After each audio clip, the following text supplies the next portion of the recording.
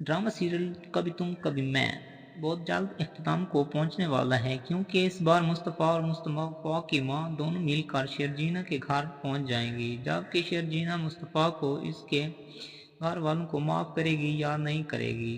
इस ड्रामे की हैप्पी एंडिंग होगी या सैड एंडिंग होगी, आज हम आपको इस बारे में आपको बताएंगे।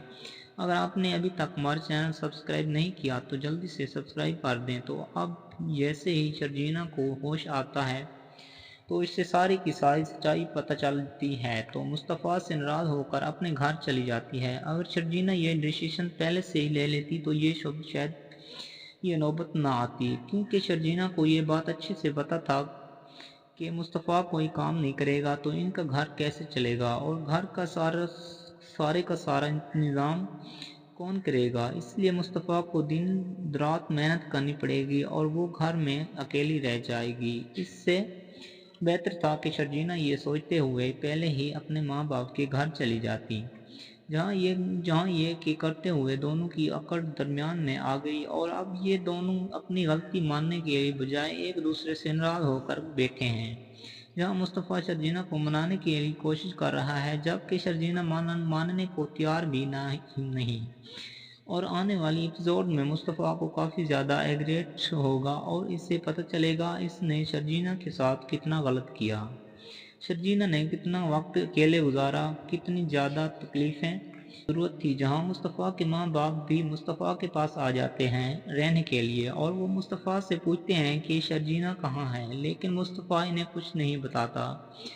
जहाँ अभी तक मुस्तफ़ा के माँ बाप को ये भी नहीं पता कि शर्जीना के साथ क्या क्या हो गया है। आखिर मुस्तफ़ा की माँ इससे पूछ ही लेगी कि शर्जीना को क्या हुआ है और वो यहाँ क्यों नहीं है।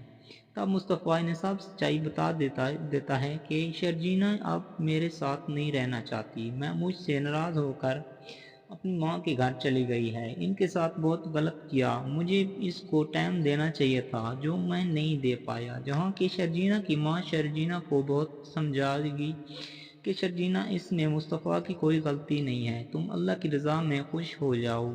जहाँ मुझे भी ऐसा लग रहा है कि यहाँ पर शर्जीना को भी समझने की ज़रूरत है कि मुस्तफ़ा का भी कसूर है, बहुत है, मगर कहीं ना कहीं शर्जीना का भी कसूर ज़रूर है। मुस्तफ़ा कोई काम ना करता, घर में बैठ जाता तो ये लोग सड़क पर आ जाते, लेकिन ये इसने कमाना शुरू कर दिया तो शर्जीना नाराज होकर अपने माँ बाप के घर चली जाती है। दूसरी तरफ अदील को भी समझ आ गया कि इसने और बाप को धोखा देकर कितनी बड़ी गलती की है। अदील की सबसे बड़ी गलती ये थी कि इसने शर्जीना जैसी लड़की को छोड़कर रुबाब से शादी कर ली और अब कर ही ली तो इसे समझना चाहिए था कि रुबाब की इतनी तेज लड़की है, अगर इसे सच्चाई पता चली तो वो अदील को का नहीं छोड़ेगी और अब अदील का जेल से निकलना मुश्किल है। अस्सलाम। अगर आपको हमारी ये छोटी सी वीडियो पसंद आई है तो प्लीज़ छोटा सा लाइक कर दें और कमेंट्स भी कर दें। शुक्रिया।